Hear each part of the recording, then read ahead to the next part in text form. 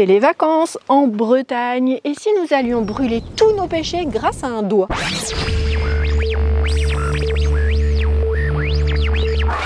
Cité Légende Bretagne, bonjour!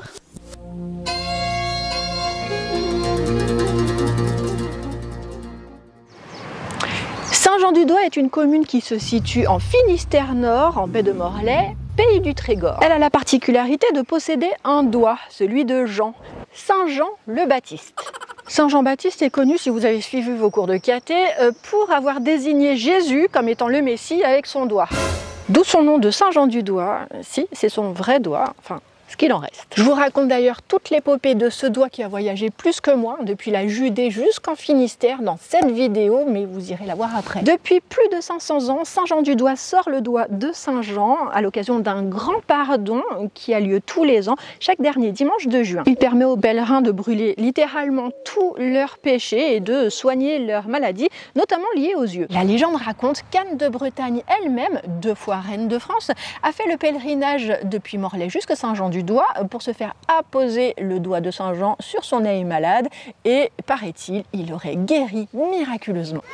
Cet événement est l'un des 2 derniers en Finistère Nord qui organise un défilé et une procession en costume breton d'autrefois.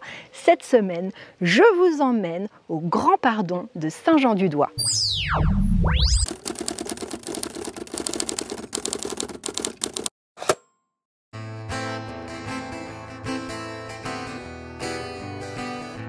Une semaine avant le grand jour, près de 150 personnes sont attendues à Saint-Jean-du-Doigt pour choisir les costumes bretons, faire des essayages et repartir avec à la maison.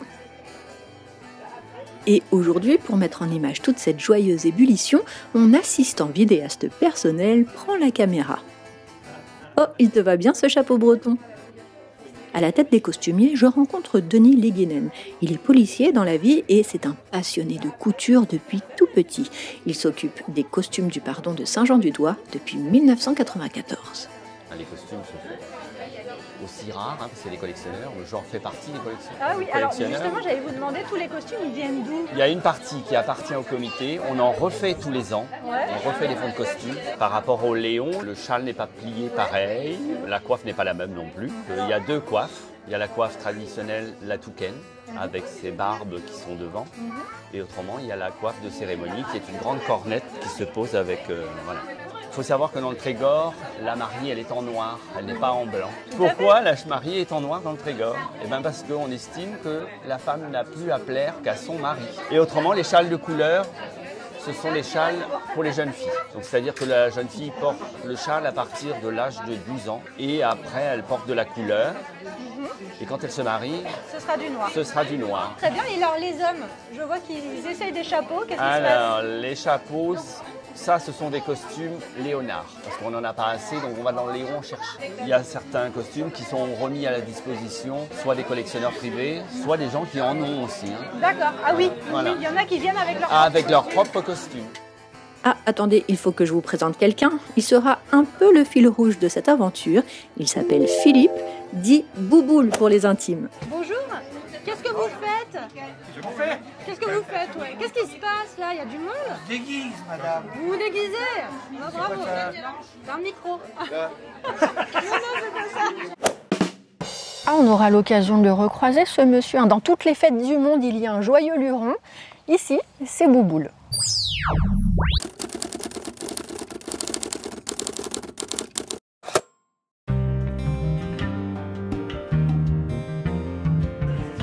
Il est 8 h du matin, tout le monde s'active, on est là pour faire les chignons, mettre les dernières épingles, préparer les derniers habits, ajuster les derniers châles.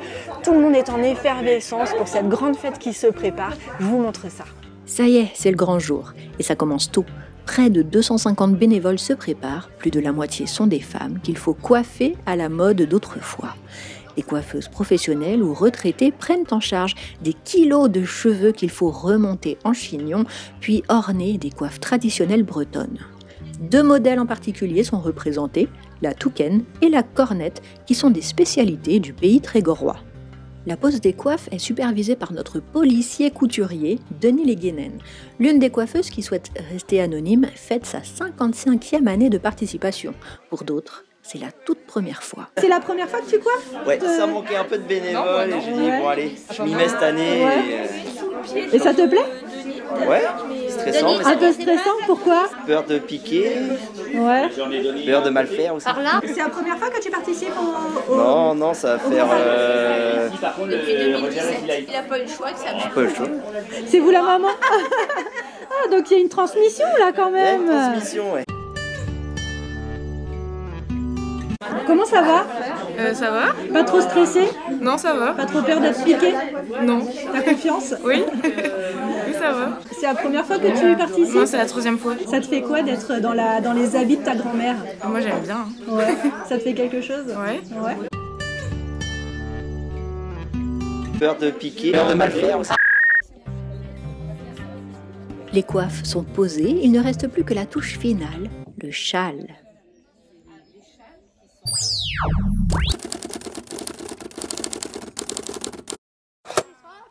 Pendant ce temps, d'autres bénévoles s'activent à un autre aspect de la fête à venir. Il y a une procession qui part de l'église après la messe, qui remonte toute la rue là. C'est le tantad par la suite qui est mis à feu, quoi. Le tantad, c'est le point culminant du pardon. C'est d'ailleurs même le point culminant géographique de l'événement, car nous sommes maintenant dans les hauteurs de Saint-Jean.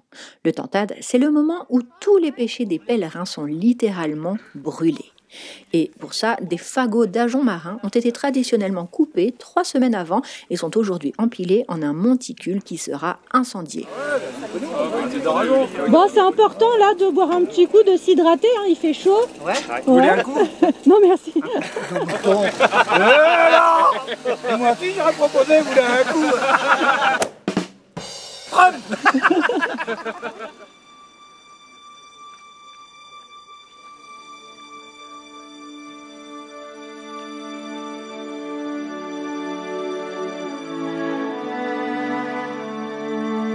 À la fontaine attenante, on dispose des fleurs car l'eau y sera prélevée pour être sacralisée. C'est-à-dire qu'à un moment du rituel, les prêtres vont bénir un peu de l'eau de cette fontaine pour asperger toute l'assistance avec. On va tous ressortir de là aussi innocents que des nouveau-nés. Même Bouboule sera lavé de tous ses péchés.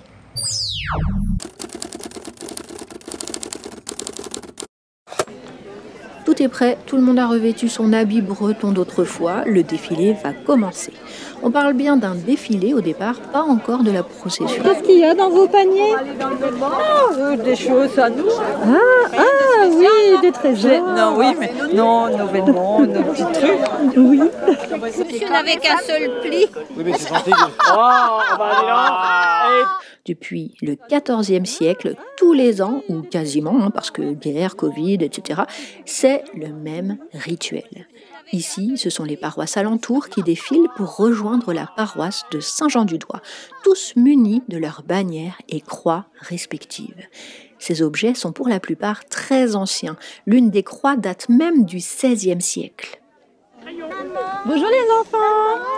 Qu'est-ce que vous faites là? Maman défilé. Qu'est-ce que vous avez comme habit là aujourd'hui? Les habits du pardon de la Bretagne. Les habits bretons. Super, vous êtes contents d'être là? Oui. Ouais. Bon défilé les enfants. À tout à l'heure. Oui, d'accord. Il y a à peu près, il faut qu'on laisse le même.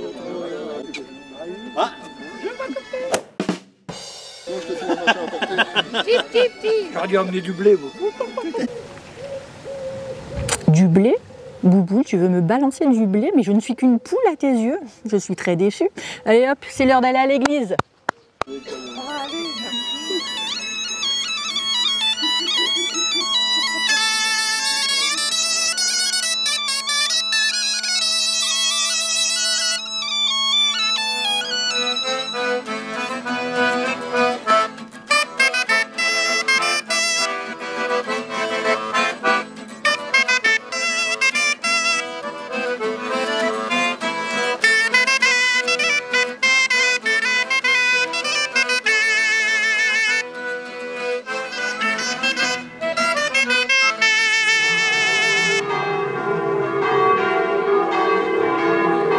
Lorsque les paroisses des communes alentours ont rejoint les représentants de la paroisse de Saint-Jean-du-Doigt, tout le monde se dirige vers l'enclos paroissial.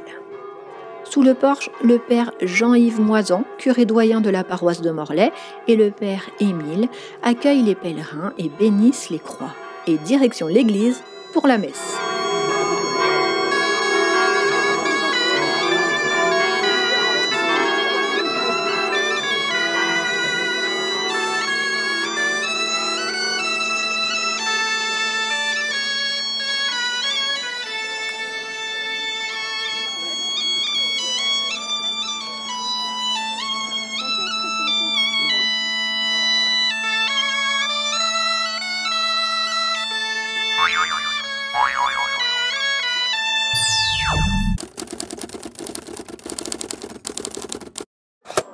Le dernier dimanche de juin, c'est le jour de l'année où l'église de Saint-Jean-du-Doigt fait salle comble. S'il y a une messe à ne pas louper, c'est celle-ci, la seule qui véritablement permet de se laver de tout péché et oh bah tiens, revoilà Bouboule, visiblement motivée à laver tous ses péchés aussi. Dans les églises bretonnes, il y a toujours des chants religieux en langue bretonne et cette messe ne fait pas exception.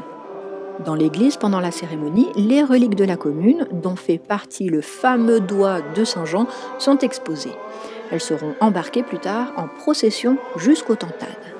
La messe n'est pas obligatoire. Pendant ce temps, à l'extérieur, une foule attend joyeusement dans le cimetière. Ça grouille de vie, c'est très singulier comme vision. Mais c'est surtout très beau à voir. Je sais pas vous, mais j'ai jamais vu un cimetière aussi vivant que celui-ci.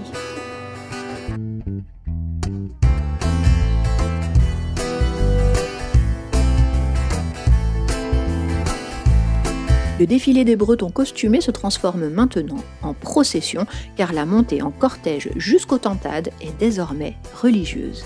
Cette marche symbolique emporte avec elle les reliques de Saint Maudé, qui est un saint breton très connu dans la région, Saint Mériadec, qui est le fondateur de la paroisse avant l'arrivée du doigt de Saint-Jean, et bien sûr de Saint-Jean avec son doigt célèbre.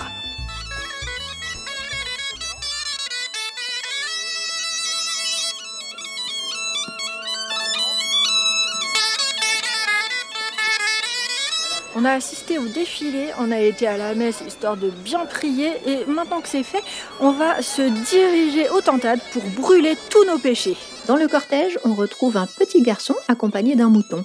Il fait partie de la tradition du Grand Pardon. Cette année, il s'appelle Hugo et il représente le petit Saint-Jean, comme son papa l'avait fait avant lui des années auparavant. La musique.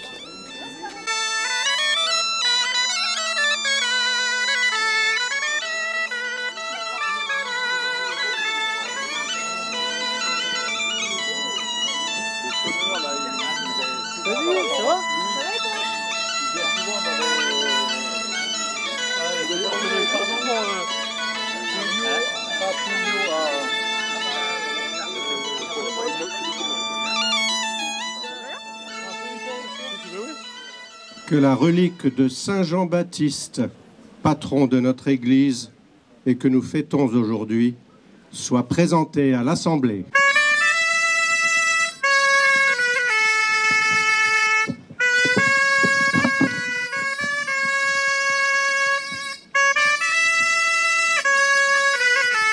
Attention, c'est l'heure de l'eau de la fontaine sacralisée par les prêtres et aspergée sur les pèlerins pour les bénir.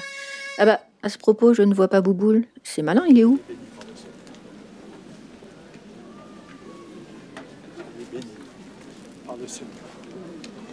Vient le moment que tout le monde attend, le sonneur de corne-boute qui invite à la fête tous les villages alentours et enfin, le feu du Tantad.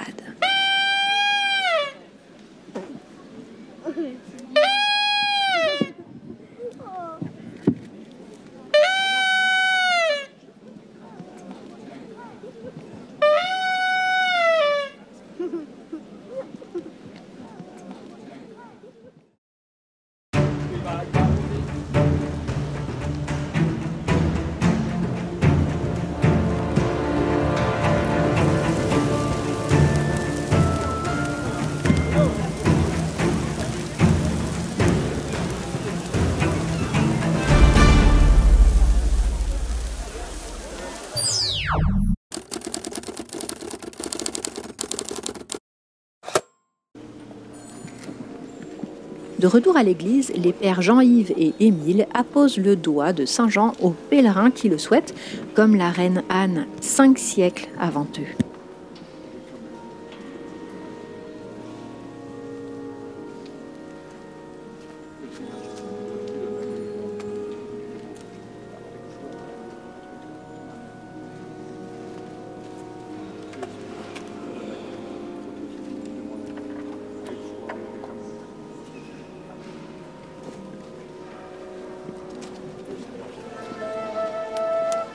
Et enfin, c'est l'heure de la fête, tout aussi traditionnelle que la partie religieuse de l'événement.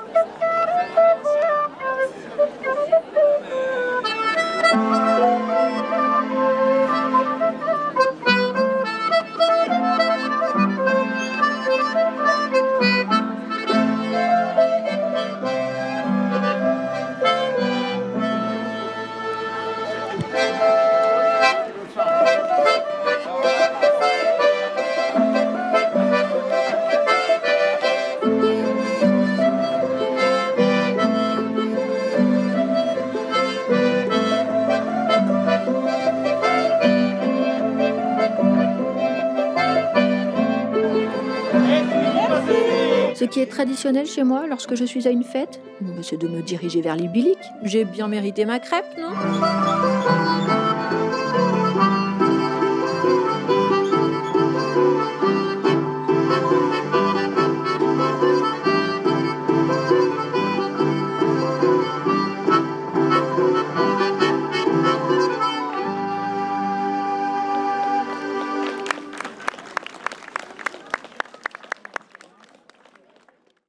Et Bouboule, l'histoire ne dit pas ce qu'il est devenu depuis. En tout cas, moi, je ne l'ai plus jamais revu. Je remercie Denis Liguinen, le comité des fêtes, la mairie de Saint-Jean-du-Doigt. Je remercie aussi Basile Tréca qui m'a refilé ses notes. Je remercie bien entendu notre Bouboule. Et puis, je vous remercie, vous, d'avoir suivi cette vidéo. N'oubliez pas le commentaire, le like, le partage, l'abonnement. Ça permet ma visibilité. Et puis moi, ça m'encourage, ça me fait plaisir. Je vous retrouve très prochainement pour de nouvelles aventures bretonnes. Et en attendant, je vous dis, Kenavo Arvéchal.